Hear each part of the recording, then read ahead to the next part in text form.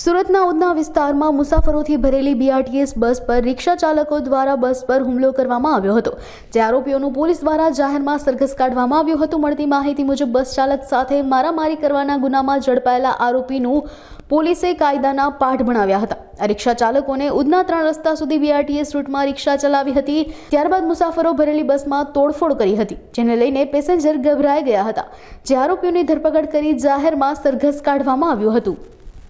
ગઈ તારીખ 24ના રોજ બપોરના 3:45 થી 4ના સમયગાળા દરમિયાન ઉધના નવસારી જે બીઆરટીએસ રૂટ છે, આજે જે ઉધના પોલીસ સ્ટેશન વિસ્તારમાં આવ્યો છે, આ બીઆરટીએસ રૂટ ઉપર બીઆરટીએસના વ્હીકલ અને અન્ય જે ઇમરજન્સી વ્હીકલ્સ હોય છે એના સિવાય કોઈ પણ વ્હીકલને જવાનો પ્રતિબંધ હોય છે। તો આ દરમિયાન આ સમયગાળા દરમિયાન બીઆરટીએસની એક બસ હતી એ જતી હતી, ત્યારે વચ્ચે ઓટો રિક્ષાવાળો એક વ્યક્તિ ત્યાં ઊભો રહી ગયો હતો અને પછી તેણે તેના મિત્રો સાથે મળી અને તેની સાથે મારામારી કરી બસ ચાલક સાથે। એને બસનો કાચ પણ તોડી નાખ્યો, એને અપશબ્દો પણ કહ્યા અને જાનથી મારી નાખવાની ધમકી પણ આપી।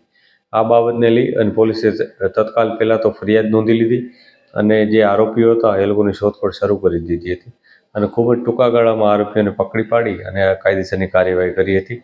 આ આરોપીઓમાં એકનું નામ અનિકેત ભામરે, એક કાર્તિક ગાવંડે અને ત્રીજાનું નામ પવન રાઠોડ છે। પોલીસે આ ત્રણેય વ્યક્તિઓની ધરપકડ કરી છે અને એમના વિરુદ્ધ કાયદેસરની કાર્યવાહી આગળ કરેલ છે। આ ઘટનામાં સ્થળ ઉપર જઈ અને જે ચેકિંગ કરવાનું હતું, જે પંચનામું અને અન્ય વિગતો મેળવવાની હતી, એના માટે પણ પોલીસ ત્યાં ગઈ હતી અને જે કાયદેસરની કાર્યવાહી કરવાની થાય એ કરી હતી।